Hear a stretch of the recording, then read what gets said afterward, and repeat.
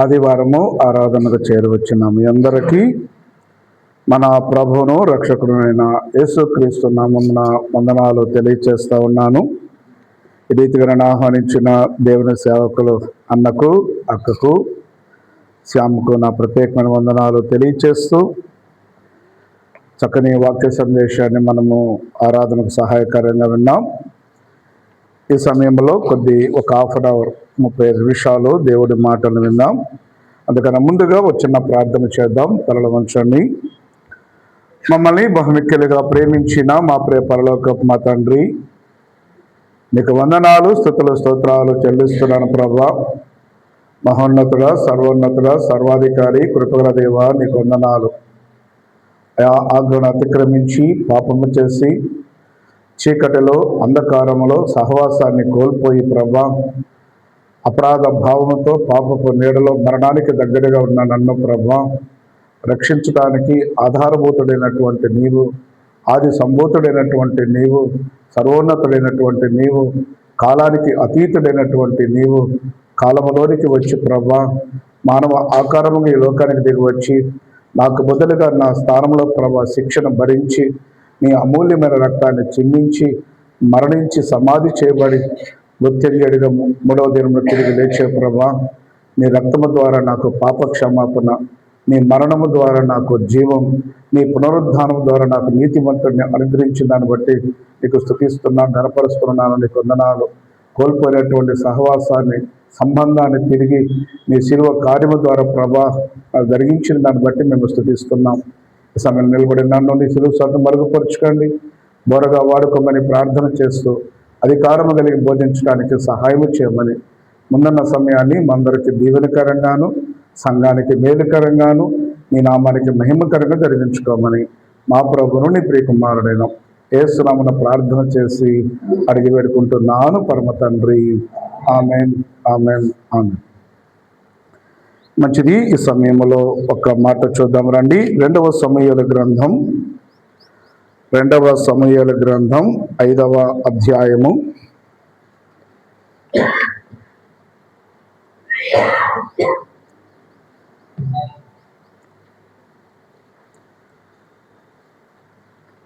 2వ సమూయేలు గ్రంథం 5వ అధ్యాయము 10వ వచనం. దావీదు అంతకంతకు వర్ధిల్లెను అన్న మాటను చూస్తున్నాం. దావీదు అంతకంతకు వర్ధిల్లెను అన్న మాటను మనం చూస్తున్నాం. దావీదు వర్ధిల్లడానికి కారణాలు ఏంటో ఈ 2026వ సంవత్సరంలో కొద్ది మాటలని నీ మనసును ఉంచుకోగలిగితే, ఆ దావీదు చేసిన అన్ని కాకపోయినా కొన్నైనా చేయగలిగితే రాబోయేటువంటి రోజుల్లో దావీదును వర్ధిల్ల చేసిన దేవుడు నిన్ను వర్ధిల్ల చేస్తాడు. దావీదు కుటుంబాన్ని వర్ధిల్ల చేసిన దేవుడు మన కుటుంబాలను కూడా వర్ధిల్ల చేస్తాడు. దావీదు అంతకంతకు వర్ధిల్లడానికి కారణాలు ఏంటో మీరు గుర్తుపెట్టుకునే విధంగా 7 పాలు చెప్పేస్తాను. దావీదు జీవితంలో ఉన్నటువంటి 7 పాలు, వాటిని గుర్తుపెట్టుకోగలిగితే చాలు. దావీదు ఎంతగా వర్ధిల్లాడు అని మనం ఆలోచన చేస్తే, దావీదు ఎలా అంతగా వర్ధిల్లాడో మీరు చూడండి. దావీదు ఎవరో తెలుసా? యెషయా యొక్క చివరి కుమారుడు. గొర్రెలు కాసుకునేటువంటి దావీదును దేవుడు ఇజ్రాయేలు దేశానికి రాజుగా నియమించాడు. అంత మాత్రమే కాదు కానీ బైబిల్ పరిజ్ఞానం ఉన్నటువంటి వారు ఎవరైనా మిగతా వారందరినీ రాజులు అంటారు, కానీ దావీదును రాజు అనడానికి ఇష్టపడరు. దావీదు మహారాజు. ఆఫ్టర్ ఆల్ ఒక గొర్రెని కాసుకునేటువంటి ఆ యవనస్తుడు మహారాజుగా వర్ధిల్లడానికి కారణం ఏంటి? దేవుడు అంటున్నాడు కదా, నా హృదయానుసారుడు అనని. భక్తుడు అంటాడు కదా, దావీదు యొక్క గుండె జెరాక్స్ మిషన్లో పెడితే అవతలకు వచ్చేది దేవుడి యొక్క హార్ట్ అని అంటారు. దావీదును దేవుడు ఎంతగా వర్ధిల్ల చేశాడంటే, దేవుడు ఈ లోకానికి రావటానికి నేను ఎలాగ అనుకున్నప్పుడు దేవుడు దావీదును ఎన్నుకున్నాడు. నేను దావీదు పురములోనే పుడతాను, నేను దావీదు వేరుచిగురుగాని కొడతాను, నేను ఈ లోకములో దావీదు కుమారుడిగా పిలిపించుకుంటాను, నేను దావీదు సింహాసనాన్ని స్థిరపరుస్తాను, నేను యోధా గోత్రపు సింహముగా నేను వస్తాను అని దావీదును దేవుడు అంతగా వర్ధిల్ల చేయటానికి కారణాలు ఏంటో కొన్ని మనం చూసినట్టయితే, ఆ విధంగా మనము చేయగలిగినట్టయితే దావీదును అంతకంతకు వర్ధిల్ల చేసిన దేవుడు నిన్ను, నీ కుటుంబాన్ని, నీ బిడ్డలను రాబోయేటువంటి రోజుల్లో అంతగా వర్ధిల్ల చేస్తాడు. రండి, దావీదును అంతగా వర్ధిల్ల చేయటానికి మొట్టమొదటి కారణము 7 పాలు చెప్తానన్నాను కదా. మొదటిగా చూడండి, కీర్తన గ్రంథం 4వ అధ్యాయము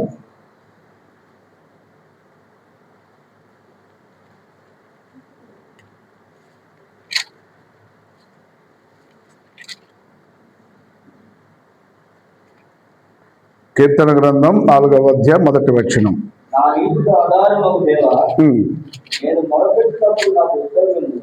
నేను మొరపెట్టినప్పుడు నీవే నన్ను కరుణించి నా ప్రార్థన అంగీకరించుము. రండి, 55వ కీర్తన 17వ వచనం కూడా ఒక మాట చూడండి. 55వ కీర్తన 17వ వచనం. ఉదయమున మధ్యాహ్నమున నేను ధ్యానించుచు మొర్రపెట్టుకొందును, ఆయన నా ప్రార్థన ఆలకించును. మొట్టమొదట దావీదు జీవితాన్ని దేవుడు అంతగా వర్ధిల్ల చేయటానికి మొదటి ఏంటంటే ఆయన మంచి ప్రార్థనా పరుడు.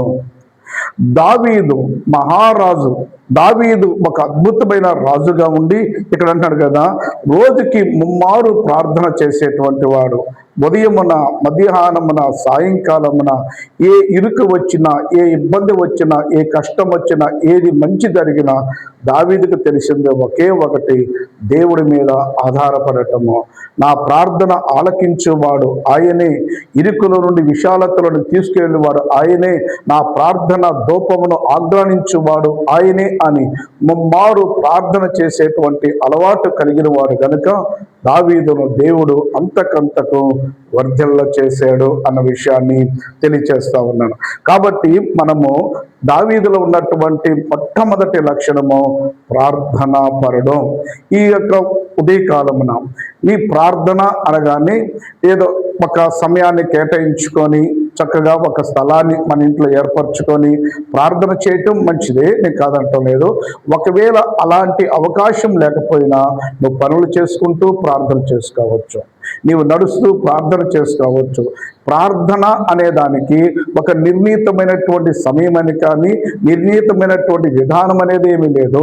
ప్రార్థన అనేది ఎప్పుడైనా చేస్తూ ఉండొచ్చు. ఆ విధంగా దేవుడికి నీవు కూడా ప్రార్థన చేసేటువంటి అలవాటుగానే ఉన్నట్టయితే ప్రార్థనా పరులను దేవుడు వర్ధిల్ల చేస్తాడు. దావీదును అంతకంతకు వర్ధిల్ల చేయడానికి కారణము దావీదు మంచి ప్రార్థనా పరుడు. రెండో మాట చూద్దాం రండి, కీర్తన గ్రంథం 26వ అధ్యాయము. కీర్తన గ్రంథం 26వ అధ్యాయము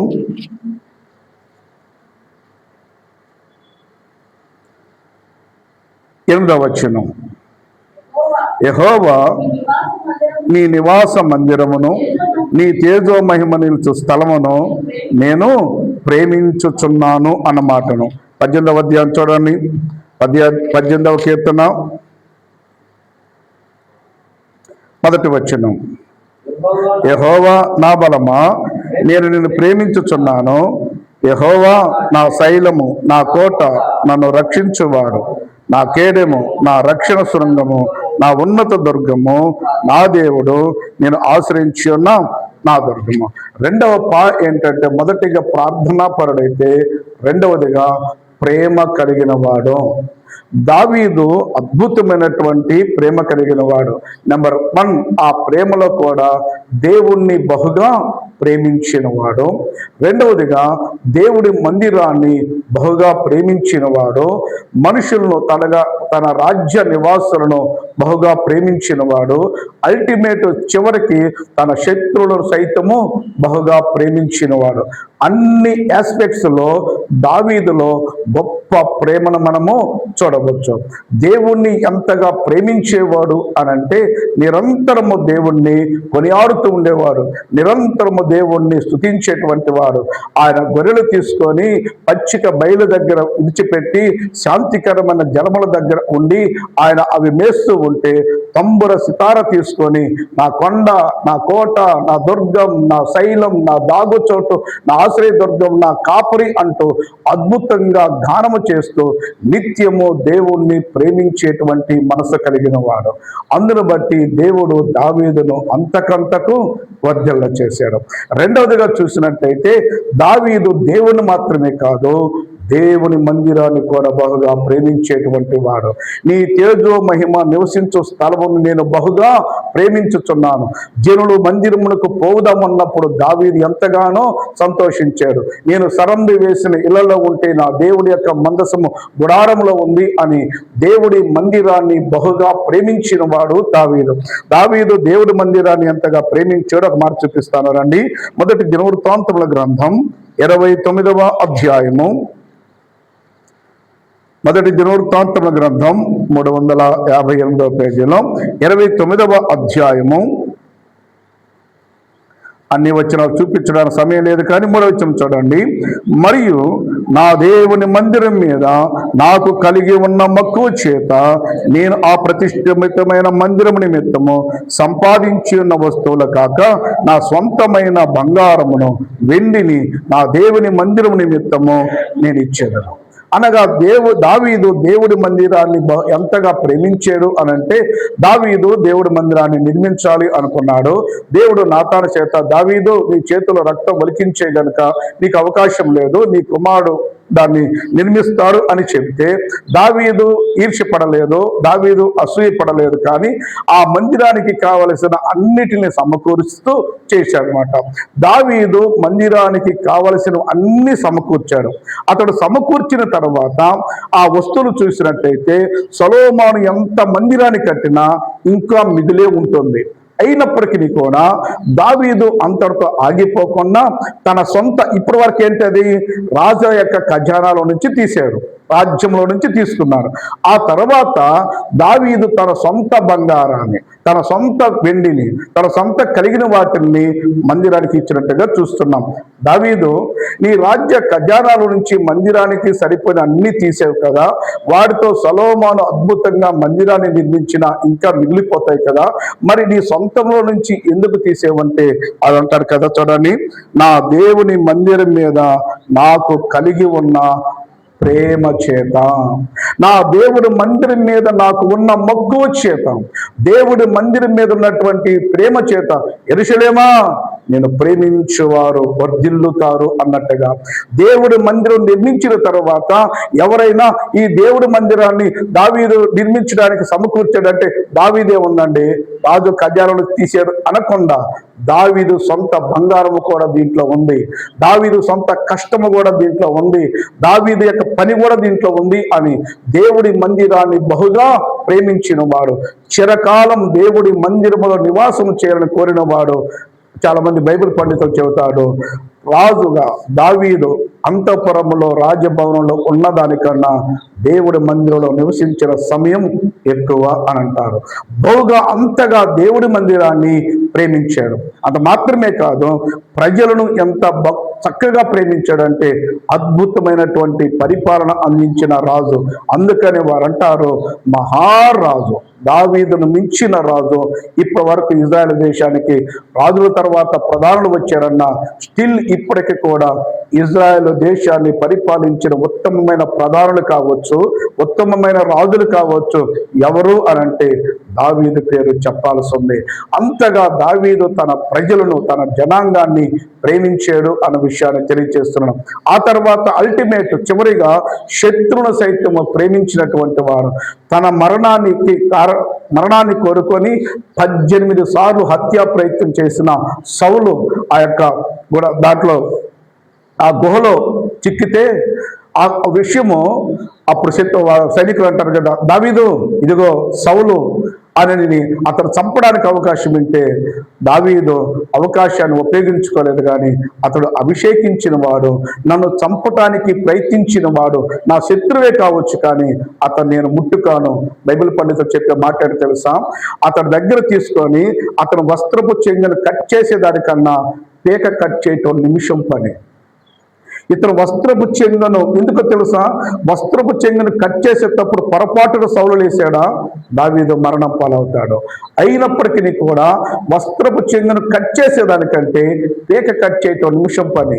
కానీ దావీదు శత్రువును ప్రేమించిన వాడు, షిమి దూషిస్తూ ఉన్నా, షిమి హేళన చేస్తున్నా అతడికి దూషించడానికి దేవుడు అతడికి అవకాశం ఇచ్చేశాడని క్షమించేటువంటి, లేదా మనుషులు శత్రువులు సైతం ప్రేమించేటువంటి మంచి మనసు కలిగిన వాడు గనుక దావీదును దేవుడు అంతకంతకు వర్ధిల్ల చేశాడు. నెంబర్ 1, దావీదు అంతకంతకు వర్ధిల్లటానికి మొదటి కారణము ప్రార్థనాపరుడు, రెండవ కారణము ప్రేమ కలిగిన వాడు. మరో మాట చూద్దాం రండి. కీర్తన గ్రంథం 15వ కీర్తన. ఈ కీర్తన అన్నిటిలో కూడా పైన దావీదు కీర్తన అని ఉంటుంది అనమాట. ఓకేనా, చూడండి. 15వ కీర్తన 2వ వచనం, యథార్థమైన ప్రవర్తన కలిగి నీతిని అనుసరించుతూ హృదయపూర్వకంగా నిజము పలుకువాడే అన్నమాటను. ఈ దావీదు ప్రవర్తన ఎలాంటిది అనంటే, మొదటి పేతురు రాసిన పత్రిక ఆ మాటను మీకు చూపిస్తాను. ఇది సంబంధం లేనప్పటికీ కూడా ఒక చక్కని మాట అక్కడ ఉంటుంది. మొదటి పేతురు రాసిన పత్రిక 3వ అధ్యాయము 2వ వచనం చూడండి. 3వ అధ్యాయము 2వ వచనములో, వారిలో ఎవరైనాను వాక్యమునకు అవిధేయులైతే వారు భయముతో కూడిన మీ పవిత్రమైన ప్రవర్తన. దావీదు ప్రవర్తన ఎలాంటిది అనంటే పవిత్రమైనటువంటి ప్రవర్తన. దావీదు జీవితంలో మంచి ప్రవర్తన పరుడు అంటున్నారు. మరి బత్షెబతో పాపం చేశాడు కదా అనంటే బైబిల్ గ్రంథం సెలవిస్తూ ఉంది, బత్షెబ విషయంలో తప్ప దావీదు ఇంకెన్నడూ కూడా పాపం చేయలేదు అని అంటూ ఉంది. సో ఆ ఒక్క విషయమో తప్ప దావీదు పవిత్రమైనటువంటి ప్రవర్తన కలిగినటువంటి వాడు అన్న విషయాన్ని నేను జ్ఞాపకం చేస్తున్నాను. ఎంత మంచి ప్రవర్తన కలిగిన వాడంటే, నాబాలు దూషించినప్పుడు నాబాలును చంపడానికి ఉగ్ర రూపుడుగా వెళుతున్నటువంటి దావీదు అబీగయలు వచ్చినప్పుడు అతనికి నమస్కరించినప్పుడు ఆమెను క్షమించి పంపించిన ఒక మంచి ప్రవర్తన కలిగిన వాడు దావీదు. అందును బట్టి దావీదును దేవుడు అంతకంతకు వర్ధిల్ల చేశాడు అన్న విషయాన్ని జ్ఞాపకం చేస్తున్నాను. మొదటిగా ప్రార్థనాపరుడు, రెండవదిగా ప్రేమ కలిగిన వాడు, మూడవదిగా పవిత్రమైన ప్రవర్తన కలిగిన వాడు. 4వ మాట్లాడి కీర్తన గ్రంథం 51వ కీర్తన. ఇది మనందరికీ తెలిసినటువంటిది. ఈ కీర్తన దావీదు రాసినటువంటి కీర్తన. దేవా, నీ కృప చొప్పున నన్ను కరుణింపము, నీ వాత్సల్య బాహుల్యము చొప్పున నా అతిక్రమను తుడిచివేయము. 4వదిగా దావీదులో ఉన్న మంచి లక్షణం ఏంటంటే పశ్చాత్తాపడేటువంటి మనస్సు కలిగినటువంటి వాడు.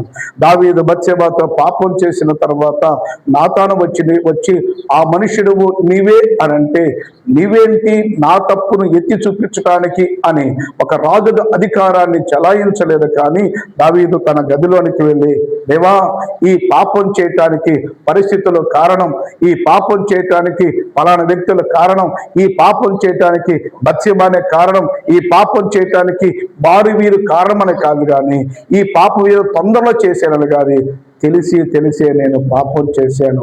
ఈ పాపం చేయటానికి బత్షెబ కారణం కాదు, నేనే ప్రభా అని పాపాన్ని బట్టి పశ్చాత్తాపడేటువంటి ఒక మంచి లక్షణము కలిగిన వాడు.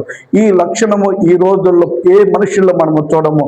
ఒక వ్యక్తి వచ్చి ఒక పాస్టర్ గారు కానీ, ఒక ఎల్డర్ కానీ, ఒక విశ్వాసి కానీ, ఒక స్నేహితుడు కానీ ఏదన్నా ఉండి, అరే అలా ఉండకూడదంటే, ఇది ఇలా చేయటం తప్పు అంటే, ఇది తప్ప ఎవరు చెప్పారు?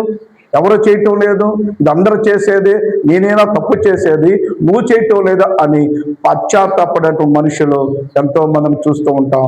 ఒక వ్యక్తిని దేవుడు దీవించడానికి ముఖ్యమైనటువంటిది ఒక చిన్న పొరపాటు. మట్టి లోకములో ఉన్నాం గనక, పాపపు లోకములో ఉన్నాము గనక, పాపపు శరీరంతో ఉన్నాం గనక చిన్న చిన్న పొరపాట్లు సహజం, చిన్న చిన్న మాటలు దారడం సహజం, చిన్న చిన్న తప్పులు జరగడం సహజం. అంతను బట్టి పరిశుద్ధాత్మ దేవుడు నిన్ను ఒప్పిస్తున్నప్పుడు, దేవుని సేవకులు నిలబడి నీ తప్పును చూపిస్తున్నప్పుడు, దేవుడే వాక్యము ద్వారా నేను చూపిస్తున్నప్పుడు దాన్ని ఇది వెనుక వాత వేయబడిన మనసాక్షి కనుక, ప్రభా ఈ పాపం చేయటానికి నా స్నేహితుడు కారణం అనటం కాదు, కానీ ఆ స్నేహితుడు చెప్పిన నా బుద్ధి ఏమైంది, అతని స్నేహితుడు చెప్పిన నా జ్ఞానం ఏమైంది, ఈ పాపం చేయటానికి నేనే కారణం ప్రభని ఎవరైతే నిరంతరము పశ్చాత్తాపడుతూ శాంటిఫికేషన్ నిరంతరము తనను తాను శుద్ధి చేసుకుంటూ ఉంటారో దేవుడు వారిని దీవిస్తాడు. దావీదు దగ్గర వచ్చి నాతాను చెప్పినప్పుడు పశ్చాత్తాపడేటువంటి మనసు కలిగిన వాడు దావీదు. అందును బట్టి దావీదును దేవుడు అంతకంతకు వర్ధల చేశాడు.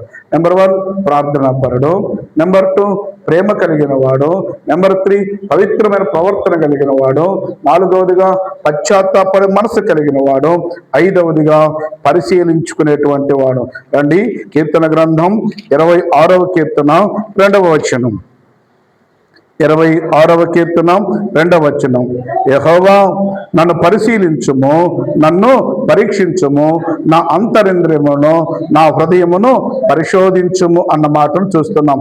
అదేవిధంగా 139వ కీర్తన చూస్తారా, 139వ కీర్తన 23వ వచనం.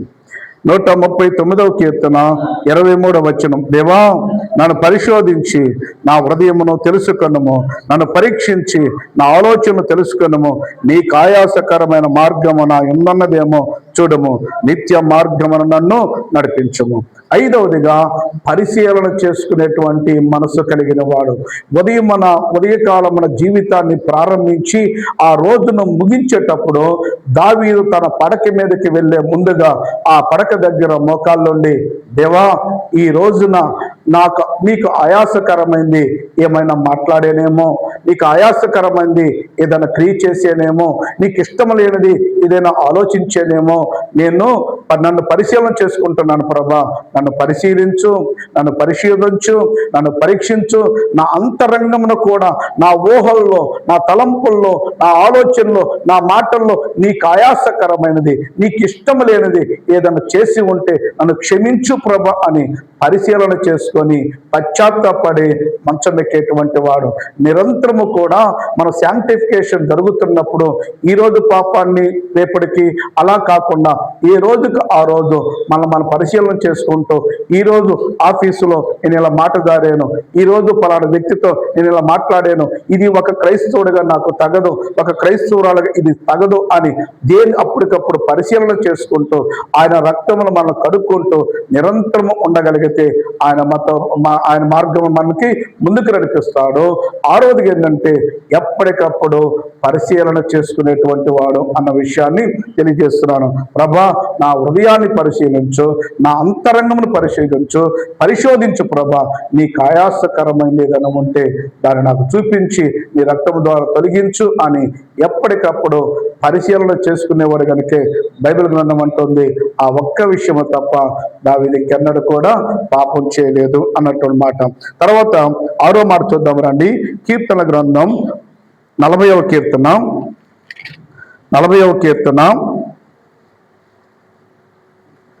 9వ వచనం. కీర్తన గ్రంథం 40వ కీర్తన 9వ వచనం. నా పెదవులు మూసికొనక మహాసమాజములో నీతి సువార్త నేను ప్రకటించి ఉన్నాను అన్న మాటను చూస్తున్నాం. 6వదిగా ప్రకటించేటువంటి వాడు అన్న విషయాన్ని చూస్తున్నాం. ఆ 40వ కీర్తన పైన కూడా చూడండి, దావీదు కీర్తన అని ఉంటుంది. ఏం దావీదు పాస్టర్ గారా? కాదే. దావీదు సువార్తికుడా? కాదే. కానీ ఏమంటున్నాడు చెప్పండి, నేను 9వ వచనము, నీతి సువార్త నేను ప్రకటించి ఉన్నానని. అనగా సువార్తను ప్రకటించడం అంటే మైక్ దగ్గర నిలబడి చెప్పడం మాత్రమే కాదు, నీ సాక్ష్యమే ఒక సువార్త, నీ జీవితమే ఒక సువార్త. అందుకే ఒక భక్తుడు అంటాడు కదా, 4 సువార్తలు మనకుంటే 5వ సువార్త నీ జీవితమే ఒక సువార్త. నువ్వు అలా వెళుతున్నప్పుడు ఆమె మంచి ప్రార్థనా పరుడు, ఆమె వెళుతున్నప్పుడు ఆమె నీతి కలిగినటువంటిది, అలా వెళుతున్నప్పుడు అతను మంచి భక్తి పరుడని నీ జీవితము ద్వారా నీకు చెప్పకనే వాళ్ళకు సువార్తను తెలియచేస్తా ఉన్నావు. దావీదు, అందుకే దావీదు ఇంకో దగ్గర కూడా అంటాడు, నీ సేవకురాలి కుమారుణ్ణి అని అంటాడు. దావీదు తల్లి సేవకురాలా? కాదు. కానీ ఆయన అంటాడు కదా, నీ సేవకురాలి కుమారుని అపోస్తల కార్యంలో చూస్తూ ఉంటాం. కాబట్టి దావీదు తన జీవితము ద్వారా, తన నడవడిక ద్వారా, తన ప్రవర్తన ద్వారా సువార్తను ప్రకటించిన వాడిగా మనము చూస్తూ ఉన్నాం. 6వదిగా ప్రకటించేటువంటి వాడు. 7వ మాట చూద్దాం రండి. కీర్తన గ్రంథం 9వ కీర్తన గ్రంథం 9వ కీర్తన, నా పూర్ణ హృదయముతో నేను యెహోవాను స్తుతించెదను. యెహోవా, నీ అద్భుత కార్యములన్నిటినీ నేను వివరించెదను. మహోన్నతుడా, నేను నిన్ను గూర్చి సంతోషించి హర్షించుతున్నాను, నీ నామమును కీర్తించెదను. 7వదిగా పాడి స్తుతించేటువంటి వాడు అన్న విషయాన్ని తెలియచేస్తా ఉన్నాను. ఈరోజు ప్రపంచానికి ఒక మ్యూజిక్ లేదా ప్రపంచానికి ఒక పాట అలవాటు అయ్యింది అని అంటే అది దావీదులో నుంచి వచ్చింది అన్న విషయాన్ని నిరంతరము పాడి స్తుతించేటువంటి వాడు, అది మంచిదైన, శ్రమైన, కష్టమైన, ఇరుకైన, ఇబ్బంది అయిన, అది అదుల్లా గుహమైన, రాజు అంతఃపురమైన, నిరంతరము పాడి స్తుతించేవాడు నా కొండ, నా కోట అన్నట్టుగా. కాబట్టి దావీదును దేవుడు అంతగా వర్ధిల్ల చేశాడు అన్న విషయాన్ని. చిన్న శ్రమరాగాల్ని మనం నిరసించిపోతాం, చిన్న శ్రమరాగాల్ని మనం ఏదో ఆలోచనకి వెళ్ళిపోతాం. కష్టమైన, ఇరుకైన, ఇబ్బంది అయిన దేవుణ్ణి స్తుతించగలిగితే నా ముందున్న సమస్య పెద్దదే, కానీ నేను సేవిస్తున్న దేవుడు ఇంకా గొప్పవాడు అన్నట్టుగా దేవుణ్ణి మనము నిరంతరము ప్రైజ్ చేయగలిగితే, దేవుని నిరంతరము గొప్ప చేయగలిగితే మన ముందు ఎటువంటి సమస్యలు ఉన్నా వాటిలో నుంచి ఈజీగా మనల్ని దేవుడు అధిగమింప చేస్తాడు. దావీదు జీవితంలో అదే జరిగింది. నిరంతరము పాడి స్తుతించేటువంటి వాడు. అందును బట్టి దావీదును దేవుడు అంతకంతకు వర్ధిల్ల చేశాడు. సౌలు తర్వాత ప్లేస్ని దావీదుతోటి రీప్లేస్ చేయడానికి ఒకే ఒక కారణము, ఈ 7 పాలు దావీదులు దేవుడు చూశాడు. నెంబర్ 1 ప్రార్థనా పరుడు, చెప్పండక. నెంబర్ 2 ప్రేమ కలిగిన వాడు. 3వదిగా పవిత్రమైన ప్రవర్తన కలిగిన వాడు. 4వదిగా పశ్చాత్తాపడే మనసు కలిగిన వాడు. 5వదిగా పరిశీలించుకునేటువంటి వాడు. 6వదిగా ప్రకటించేటువంటి వాడు. 7వదిగా పాడి స్తుతించేటువంటి వాడు. ఈ 7 లక్షణాల్లో అన్నీ కాకపోయినా కొన్నైనా ఈ 2026వ సంవత్సరంలో చేయటానికి ఇష్టపడగలిగితే, కొన్నిటినైనా ప్రభా దావీదులో ఈ 7 మంచి లక్షణాలు ఉన్నాయి కాబట్టి దావీదు కుటుంబాన్ని అంతకంతకు వర్ధిల్ల చేసే ప్రభా, నేను కూడా వీటిలో కొన్నైనా ఈ 2026వ సంవత్సరంలో నేను చేస్తానని ఒక తీర్మానం చేయగలిగితే దావీదు కుటుంబాన్ని అంతకంతకు వర్ధిల్ల చేసిన దేవుడు నేటికి సజీవుడు. నిన్ను, నీ కుటుంబాన్ని, నీ బిడ్డలను వర్ధిల్ల చేస్తాడు. రాబోయేటువంటి రోజుల్లో దేశం యొక్క ఉన్నతమైన స్థలాల మీద నీ బిడ్డలను నిన్ను కూర్చోబెడతాడు. ఆ విధముగా మనము కూడా దావీదులాగా ప్రేమ కలిగిన మనసు, దావీదులాగా ప్రార్థన చేసేటువంటి మనసు, దావీదులాగా ప్రైజ్ చేసేటువంటి మనసు, దావీదులాగా దేవుడు సువార్తను ప్రకటించేటువంటి ఈ లక్షణాలు మనము కలిగి ఉన్నట్టయితే దావీదును వర్ధిల్ల చేసిన దేవుడు నిన్ను వర్ధిల్ల చేయాలని మనసారా కోరుకుంటూ ఆ మాటలు ముగిస్తున్నాను. దేవుడు ఈ వాక్యాన్ని మనందరి వెనుకడిలో నీరు కట్టి ఫలింప చేయను గాక. ఆమేన్, ఆమేన్.